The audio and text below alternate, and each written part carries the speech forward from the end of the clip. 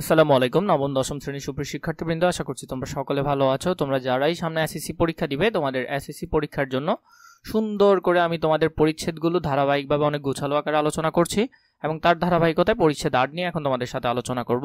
বর্ণের উচ্চারণ এই বিষয়টি নিয়ে আমরা খুঁটিনাটিভাবে আলোচনা করব। যে বিষয়গুলো পরীক্ষায় আসছে এবং বিগততে অনেক বেশি এসেছে সেগুলো নিয়ে আমরা একটু বিস্তারিত আলোচনা করার চেষ্টা করব, যাতে তোমাদের আর অন্য কোনো দিক থেকে প্রশ্ন বা এমসিকিউ পড়ার প্রয়োজন না হয়। এখানে এক ভিডিওতেই যাতে তোমাদের সম্পূর্ণরূপে কমপ্লিট হয়ে যায় সেটা আমরা আগে বই দেখব, পরবর্তীতে গুরুত্বপূর্ণ এমসিকিউ দেখব ব্যাখ্যা সহকারে, এর পরবর্তীতে আমরা নোট থেকে কিভাবে সহজে পড়তে পারি সেই বিষয়টিও দেখব ইনশাআল্লাহ। আমরা পরিচ্ছেদ 8টি আগে দেখে নিই। এখানে বলা হয়েছে বাংলা ভাষা 37টি মূল ধ্বনিকে প্রকাশ করার জন্য বর্ণ রয়েছে 50টা। তাহলে আমাদের মেনত যে সাউন্ড সেটা আসলে 37 রকমের উচ্চারণ হয়, সেগুলোকে প্রকাশ করার জন্য আমরা বর্ণ ব্যবহার করি বা প্রতীক ব্যবহার করি 50টি। এর মধ্যে অধিকাংশ বর্ণের উচ্চারণের মূল ধ্বনি অনুরূপ, মানে একই ধ্বনিতে উচ্চারণ হয়। কয়েকটি বর্ণ একাধিক উচ্চারণ রয়েছে, মানে একটা বর্ণের একাধিক উচ্চারণ থাকতে পারে এবং সেটা আছে, আমরা দেখব সেগুলো ধারাবাহিকভাবে। আবার কয়েকটি ক্ষেত্রে একাধিক বর্ণের উচ্চারণ অভিন্ন। ধ্বনিগুলো দিয়ে শব্দ তৈরি হওয়ার সময় পাশের ধ্বনির প্রভাবে বর্ণের উচ্চারণ অনেক সময় বদলে যায়, মানে আশেপাশের বর্ণের উপর ডিপেন্ড করে ওই ধ্বনিটার উচ্চারণ মাঝে মধ্যে চেঞ্জ হয়ে যায়। এরপরে এখানে বাংলা বর্ণের উচ্চারণ সম্পর্কে আলোচনা করা হলো। আমরা এখানে বাংলা বর্ণগুলোর উচ্চারণ সম্পর্কে আলোচনা করব। প্রথমে স্বরবর্ণ নিয়ে আলোচনা করব। এই যে টপিকটা আছে বর্ণের উচ্চারণ, এটা মোস্ট অফ দ্য ইম্পর্টেন্ট একটা টপিক তোমাদের জন্য, কারণ এই রিলেটেড একটা ইন্টারে তোমরা সুন্দর করে টপিক পাবে যেটা তোমাদের ভালো করে জানতে হবে। এই জন্য এখান থেকে একটু ভালো করে ধারণা নিলে ওইখানে তোমাদের জন্য সেটা আর কষ্ট বা বোঝা মনে হবে না। চলো আমরা এখান থেকে দেখে নিই যে বিষয়গুলো বেশি আসে সেগুলো আমি তোমাদেরকে আগে থেকে আন্ডারলাইন করে দিয়েছি এবং কি কি আসবে সেগুলো আমি তোমাদেরকে ইনশাআল্লাহ বলে দিব। প্রথম দেখো অ তোমাদের জন্য খুবই গুরুত্বপূর্ণ এবং অ এর কোন কোন শব্দগুলো পরীক্ষায় আসে সেটাও আমি তোমাদেরকে দেখিয়ে দিচ্ছি। স্বরীয় বর্ণের উচ্চারণ হয় সাধারণত দুই রকমের, যেমন স্বরীয় ও, এই দুই রকমের উচ্চারণই হয়ে থাকে সাধারণত। স্বরীয় কিন্তু পাশের ধ্বনির প্রভাবে স্বরীয় কখনো কখনো ও এর মতো উচ্চারিত হয়। স্বরীয় বর্ণের স্বাভাবিক উচ্চারণ, যেমন স্বরীয় বর্ণটা স্বরীয়র মতোই উচ্চারণ হয়, এই রকম শব্দ হলো অনেক। তার মানে অনেক, অনেকই আছে। এখানের মধ্যে তোমাদের একটা এই যে হয়সন্ত রিলেটেড শব্দটা, এটা নিয়ে তোমাদের অনেকের জানতে হবে, যারা জানো তাদের তো প্রয়োজন নাই, আমরা এটা নিয়ে একটু করে দেখে নিই। অনেক এখানের মধ্যে দেখো এই যে কয়ের নিচে একটা হসন্ত দেওয়া আছে। যখনই তুমি দেখবে কোনো একটা ধ্বনিতে, মানে তুমি যেটার উচ্চারণ লিখতে চাচ্ছ সেটার কোনো ব্যঞ্জন ধ্বনির সাথে কোনো কার চিহ্ন নাই। আমরা জানি কার চিহ্ন আছে কয়টা, কার চিহ্ন আছে 10টা, স্বরীয় ছাড়া বাকি সবগুলোর কি হয়, কার হয়। এবং সেখানে যখন কোনো ব্যঞ্জন ধ্বনির সাথে কার থাকবে না তখন সেটার সাথে আমরা কি যোগ করব, হয়সন্ত যোগ করব। এর পরবর্তীতে আমরা আরো বিস্তারিত আলোচনা করব, ধারাবাহিকভাবে দেখতে থাকো। এরপর দেখো কথা, এখানে দেখো থয়ের সাথে কোনো হসন্ত আসে নাই, কারণ থয়ের সাথে একটা কার চিহ্ন অলরেডি আছে, আকার। এর পরবর্তীতে স্বরীয় বর্ণের উচ্চারণ যেখানে ভিন্ন হয়ে যায় সেটা আমরা একটু দেখব।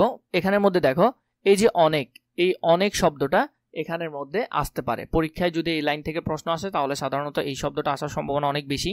এরপরে স্বরীয় বর্ণের উচ্চারণ মাঝে মধ্যে ভিন্ন হয়, যেমন ও এর মতো উচ্চারণ হয় স্বরীয় ও।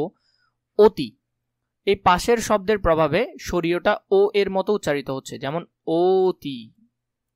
ঠিক আছে, এটা একটু দেখে নিবে। অনু, পক্ষ, এই পক্ষ শব্দটাও তোমাদের জন্য গুরুত্বপূর্ণ। পক্ষ শব্দটাও দেখবে কয়ের সাথে এখানে হয়সন্ত কেন হয়েছে, কারণ এই ব্যঞ্জন বর্ণের সাথে কোনো ধরনের কার চিহ্ন নাই। অদ্য তোমাদের জন্য মোস্ট ইম্পর্টেন্ট, অদ্য শব্দটা বেশি বেশি পরীক্ষায় আসে। অদ্য শব্দটা দেখবে, অদ্য বানানটা ভালো করে দেখবে, অদ্য এটা হলো তার সঠিক উচ্চারণ। এখানে দয়ের সাথে হয়সন্ত বসছে কারণ এটার কি ব্যঞ্জন ধ্বনি এবং এর সাথে কোনো কার চিহ্ন নাই। পাশের দয়ের সাথে বসে নাই কারণ এটার সাথে ঔকার একটা আছে। আর পরবর্তী টপিকে যদি আমরা চলে যাই, স্বরে আ, স্বরে আ বর্ণের স্বাভাবিক উচ্চারণ স্বরে আ, যেমন স্বরে আ বর্ণের যে স্বাভাবিক উচ্চারণগুলো হয় সেখানের মধ্যে স্বরে আর মতোই থাকে, যেমন আকাশ, রাত, আলো। এই শব্দগুলোর বানানগুলো দেখবা, যেমন আকাশ তাহলে বস্যর সাথে একটা হয়সন্ত বসছে, এই হয়সন্ত একটু 19-20 হলে তোমার এমসিকিউ ভুল হওয়ার সম্ভাবনা আছে। এরপরে স্বরে এর উচ্চারণ মাঝে মধ্যে যে ভিন্ন হয়ে যায় সেটা যেমন আমরা দেখব এখানের মধ্যে, যেমন জ্ঞান, জ্ঞান এটা আমরা গয় জফলা আকার দিয়েও চাইলে লিখতে পারি। এই শব্দটা মোস্ট ইম্পর্টেন্ট, এটা আসতে পারে, ভালো করে দেখবে। তারপর এখানের মধ্যে এই যে শব্দগুলো আছে এগুলো পরীক্ষায় মাঝে মধ্যে আসে, এগুলো তোমরা দেখে নিও। রস্যই দীর্ঘইর, রস্যইর ধ্বনির মাঝে মধ্যে রস্য মানে ছোট হয় এবং মাঝে মধ্যে দীর্ঘতর, সেটাই হয়। দুইটি বর্ণই রয়েছে রস্যই এবং দীর্ঘই, কিন্তু বাংলা ভাষার উভয় বর্ণের উচ্চারণ কি হয়, একই রকম হয়। যেমন দিন, দর্শিকের দন্ত্য দিন, দিন দিনই হয়, কিন্তু দন্ত্য নয়ের সাথে একটা কি বসবে, হয়সন্ত বসবে, কারণ এটার সাথে কোনো কার চিহ্ন নাই। এবং দিনও, এখানের মধ্যে সহজে মনে রাখার জন্য আমরা একটা চার্ট একটু খেয়াল করতে পারি। যেমন রস্যই দীর্ঘই যেটাই থাকুক না কেন, মানে রস্যিকার থাকুক বা দীর্ঘিকার থাকুক, সেটা তোমার উচ্চারণ লেখার সময় কি হয়ে যাবে, রস্যিকারই হয়ে যাবে। সেম রস্যিকার থাকুক বা দীর্ঘিকার, এই যে দুইটা থাকুক সেটা রস্যিকারই হয়ে যাবে। এখানের মধ্যে দেখো এগুলো উদাহরণগুলো দেওয়া আছে, উদাহরণ দেখো দীর্ঘিকার ছিল তাও রস্যিকার হয়ে গেছে। রস্যাউ দীর্ঘাউ যেটাই থাকুক সেটা রস্যাউ হয়ে যাবে। কারের মধ্যেও রস্যুকার দীর্ঘকার যেটাই থাকুক সেটা কি হয়ে যাবে, রস্যুকার হয়ে যাবে। এখানে এটা ভুল আসছে, এখানের মধ্যে এটা রস্যুকার হওয়ার কথা, এটা এখানে ভুল আসছে, রস্যুকার হবে। এরপর রি, রি সব সময় কি হয়ে যাবে, রসিকার রি হয়ে যাবে। ওই, ওইটা ও রস্যি হয়ে যাবে। ও, ও রসাও হয়ে যাবে। রেফ, র হয়ে যাবে। বর্গীয় জ আর ঝ দোনোটা বর্গীয় জ হয়ে যাবে। এখানের মধ্যে এগুলো আমি তোমাদের সহজে বোঝানোর জন্য করে রেখেছি, আর বেশি কিছু নয় এখানে আছে, তাও আমরা বই থেকে পড়বো কারণ হুবহু বই থেকে কমন পড়বে। তাহলে রস্যিকার থাকুক দীর্ঘিকার থাকুক সেটা কি হয়ে যাবে, রস্যিকার হয়ে যাবে। আশা করি তোমরা বুঝছো। এরপর রস্যুকার থাকুক দীর্ঘকার থাকুক সেটা রস্যুকার হয়ে যাবে। যেমন উচিত রস্যিকার ছিল বা রস্যাও ছিল, রস্যাও রস্যের মতোই থেকে গেছে, উচিত। দীর্ঘাউ মদিনার শয়কাশা উষা, তার মানে দীর্ঘাউটা কি হয়ে গেছে, রস্যাও হয়ে গেছে, তালিবের শয়কাশা উষা। এখানের মধ্যে আছে ঊনবিংশ শব্দটা একটু গুরুত্বপূর্ণ, এটা দেখবে পরীক্ষা আসে মাঝে মধ্যে। এরপর রি, রি সবসময় রসিকের রির মতো হয়ে যায়, যেমন ঋতু, রসিকের রি তর্ষকের তো ঋতু। এরপর হলো যে কৃষক, এগুলো ভালো করে দেখবে। এরপরে হলো যে এ বর্ণের উচ্চারণ দুই রকম। এ বর্ণের উচ্চারণ কয় রকম হয়, দুই রকম, কিন্তু উচ্চারণের দিক থেকে দুইটা একই। এটাও এটাও এটা উচ্চারণের দিক থেকে ওদের মধ্যে কোনো পার্থক্য নাই, কিন্তু মাঝে মধ্যে এর উচ্চারণ বিকৃত হয়ে যায় মাঝে মধ্যে। এটা most of the important topic, এখান থেকে প্রশ্ন আসার সম্ভাবনা 90% প্লাস। এই জন্য তোমাদেরকে বলবো এটা সবচেয়ে বেশি করে দেখবে, এবং এর মধ্যে দুইটা বানান আছে যেগুলো তোমাদের জন্য বেশি গুরুত্বপূর্ণ, যেমন একটি, এরপর হলো যে একটা। কখন এর বিকৃত রূপ আসবে কখন নর্মাল থাকবে সেটা তোমাদেরকে ভালো করে মাথায় গেঁথে নিতে হবে। এরপর দেখো এর প্রভাবে মাঝে মধ্যে এটা কি হয়ে যায়, বিকৃত হয়ে যায়। যেমন এ বর্ণের স্বাভাবিক উচ্চারণ একটি, এখানে এর মতোই আছে, কয়ের নিচে কি বসছে, শুধু হয়সন্ত বসছে, তাহলে এর কোনো কি হয় নাই, চেঞ্জ হয় নাই। এই শব্দটা তোমাদের জন্য খুব বেশি গুরুত্বপূর্ণ, এটা ভালো করে মুখস্থ করে ফেলবে। এরপরে হলো যে এর বিকৃত রূপ একটা, এখানে এর বিকৃত রূপ হয়ে যাচ্ছে, যেমন এখানের মধ্যে কি চলে আসতেছে, এর বিকৃত রূপ হয়ে জফলা আকার চলে আসতেছে। সাধারণত মনে রাখার জন্য যেখানে দেখবা রসিকার আছে সেখানে এর শব্দের উচ্চারণটা কি হয় না, চেঞ্জ হয় না, মানে যে শব্দের সাথে রসিকার থাকে এ রিলেটেড সেটাতে এর মতোই থেকে যায়, এবং যেটাতে রসিকার থাকে না সেটা সাধারণত চেঞ্জ হয়। এটা তোমাদেরকে এমনি বলে রাখলাম আর কি। এরপর এখানে আরো শব্দগুলো আছে, এগুলো একটু ভালো করে তোমরা দেখবে, কারণ এটা খুবই খুবই বেশি গুরুত্বপূর্ণ। এ থেকে প্রশ্ন হওয়ার সম্ভাবনা 90% বলছি, তোমাদেরকে বারবার বলছি, এই জন্য এই টপিকগুলো ভালো করে দেখবে। ওই এর বর্ণের মধ্যে ওই কি হয়ে যায়, ও রস্যই হয়ে যায়, যেমন এখানে দেওয়া আছে, এগুলো ভালো করে দেখবে। ও বর্ণের উচ্চারণ ও এখানের মধ্যে দেওয়া আছে, এটাও দেখবে। এটারও দেওয়া আছে ও রস্যাও। এগুলো তোমাদের একটু একটু করে মনে রাখলে হবে, যেগুলো দাগানো আছে সেগুলো ভালো করে দেখবে, এগুলো তোমাদের জন্য খুব বেশি গুরুত্বপূর্ণ বলা যায়। এরপরে আমরা এখানের মধ্যে ব্যঞ্জন স্বরধ্বনি দেখলাম, এখন আমরা ব্যঞ্জন বর্ণগুলো দেখব। ব্যঞ্জন বর্ণগুলো সাধারণত নিজ নিজ ধ্বনি অনুযায়ী উচ্চারিত হয়, যেমন এখানে যেটা আছে ওটা ওইটার মতোই সাধারণত উচ্চারিত হয়, কিন্তু মাঝে মধ্যে এটা চেঞ্জ হয়ে যায়। যেমন এখানে নিও আছে, নিও বর্ণের নিজস্ব কোনো কি নেই, ধ্বনি নেই, এটা একটু মনে রাখবেন, নিও বর্ণের নিজস্ব কোনো কি নেই, ধ্বনি নেই, স্বতন্ত্র ব্যবহারে মাঝে মধ্যে সরিয় এর মতো, মাঝে মধ্যে দন্তিয়ান্ন এর মতো এগুলা চেঞ্জ হয়। যেমন মিয়া, এখানে এটা শেষেরটা উন্তস্তিয়র মতো উচ্চারণ হচ্ছে, এটার মতো উচ্চারণ হচ্ছে। এরপরে চঞ্চল, এখানে দন্তিয়ান্নর মতো উচ্চারণ হচ্ছে, মাঝে মধ্যে এটা কি হয়ে যায়, চেঞ্জ হয়ে যায়। এই দুইটা শব্দ একটু মনে রাখার চেষ্টা করবে। এরপরে মূর্ধান্য, মূর্ধান্য এর উচ্চারণ সাধারণত দন্তিয়ান্নর মতো হয়ে, এবং মূর্ধান্য থাকলে সেটা দন্তিয়ান্ন হয়ে যায়, যেমন কণা দন্তিয়ান্ন একান্না, বাণী দন্তিয়ান্ন অর্শিকেননি, হরিণ শেষে দন্তিয়ান্ন। ব বর্ণের উচ্চারণ, ব বর্ণের সাধারণ উচ্চারণ ব এর মতো, তবে ফলা হিসেবে এই বর্ণের উচ্চারণ স্বতন্ত্র আছে, মানে ফলাতে মাঝে মধ্যে এটা বফলাটা চেঞ্জ হয়ে যায়। শব্দের আদিতে বফলার উচ্চারণ হয় না, এটা তোমাদের জন্য গুরুত্বপূর্ণ, এটা একটু ভালো করে দেখবে। যেমন ত্বক, এখানের মধ্যে এই যে ব মানে বফলাটা ছিল, এটা কি আদৌ কি উচ্চারণ হয়েছে, হয় নাই, এখানে ডিরেক্ট ত্বক হচ্ছে। এরপরে শ্বশুর, মানে প্রথমে যদি বফলা থাকে সেটা কি হবে না, সেটা উচ্চারিত হবে না, মনে রাখবে এটা।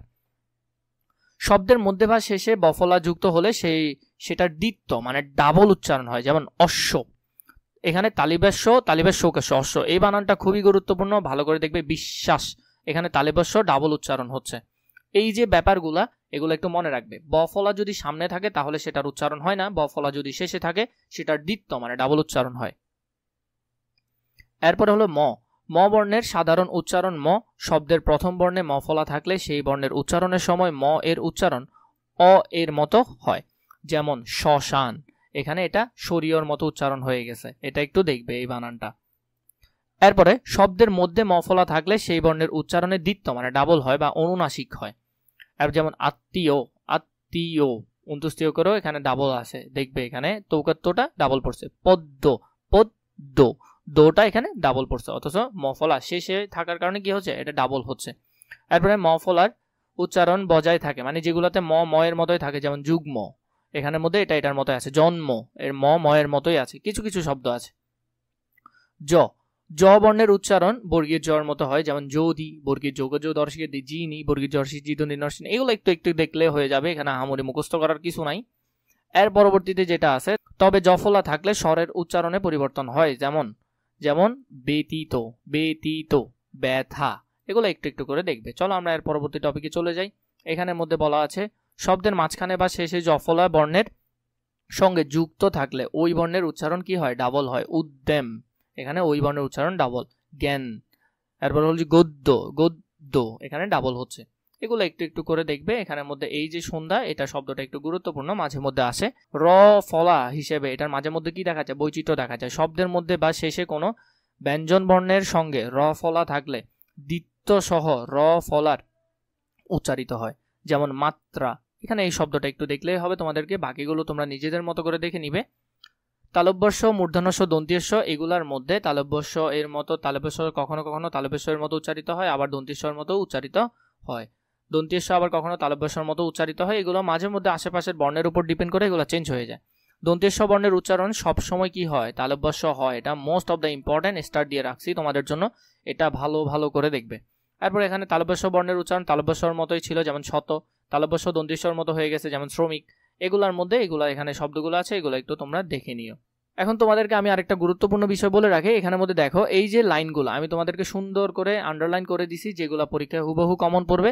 এরকম তোমাদের এসএসসি লেভেলের সবগুলো বই আমাদের কাছে আছে, যেখান থেকে 100% ইনশাল্লাহ কমন পড়ে, এবং প্রতি বছরই বাচ্চারা যারা বইগুলো নিচ্ছে ওরা সেখান থেকে 100% কমন পাচ্ছে। তোমরা চাইলে নিচে ডিসক্রিপশন বক্স আমাদের ফেসবুক পেজে মেসেজ দিয়ে কথা বলতে পারো, সেখান থেকে আমরা তোমাদেরকে অল্প দামে বইগুলো ইনশাল্লাহ দিয়ে দিব। খুবই অল্প দামে তোমাদেরকে বইগুলো দিচ্ছি, কারণ বইগুলো রেডি করতে অনেক সময় গিয়েছে, এই বাংলা দ্বিতীয়টি রেডি করতেও অনেক সময় গিয়েছে এখানে।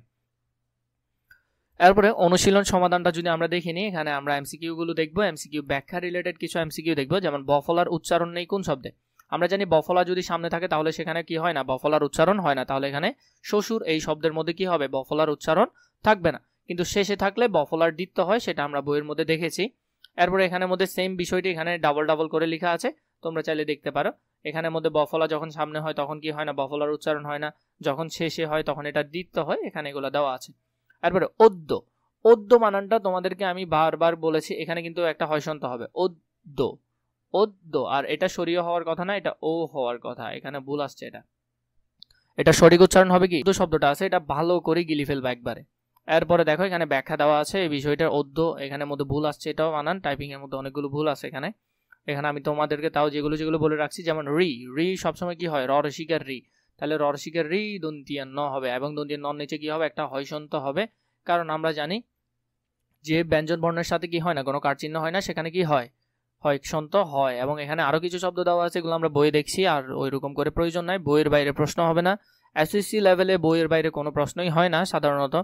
গণিত, ইংলিশ সেকেন্ড, এগুলো তোমরা একটু সাইডে রাখতে পারো, কিন্তু বাকি বিষয় যেগুলো আছে এগুলোর কথা আমি তোমাদেরকে বলছি। 4 নম্বরে, কোন বর্ণটি নিজস্ব কোনো কি নেই, ধ্বনি নেই? আমরা একটু আগে দেখেছি নিয় বর্ণের কি নেই, নিজস্ব কোনো ধ্বনি নেই, এটা আমরা বইয়ের মধ্যেও একটু আগে দেখলাম। এই যে বিষয়গুলো আছে মানে এগুলো আমি তোমাদেরকে সুন্দর করে যে সব লাইনগুলো আন্ডারলাইন করে দিছি, শুধু এই বই না, তোমরা সবগুলো বইয়ের এভাবে দাগানো পাবে। আমাদের সাথে কথা বলে তোমরা চাইলে বইগুলো নিতে পারো, তোমাদের জন্য খুবই খুবই বেশি উপকার হবে আমি মনে করি ইনশাআল্লাহ। আমরা বইয়ের মধ্যে শব্দ দেখেছি, যেমন এখানের মধ্যে আকার, এই আকারটা গয় জফলা হয়ে গেছিল, মানে জফলা আকার হয়ে গেছিল, তাহলে এর উচ্চারণ এখানে কি হয়েছে, বিকৃত হয়েছে। তাহলে জ্ঞান শব্দের ক্ষেত্রে এর উচ্চারণ কি হবে, বিকৃত হবে। এই জ্ঞান শব্দটা একটু ভালো করে দেখবে। 6 নম্বর দেখো, এ বর্ণের বিকৃত উচ্চারণের উদাহরণ।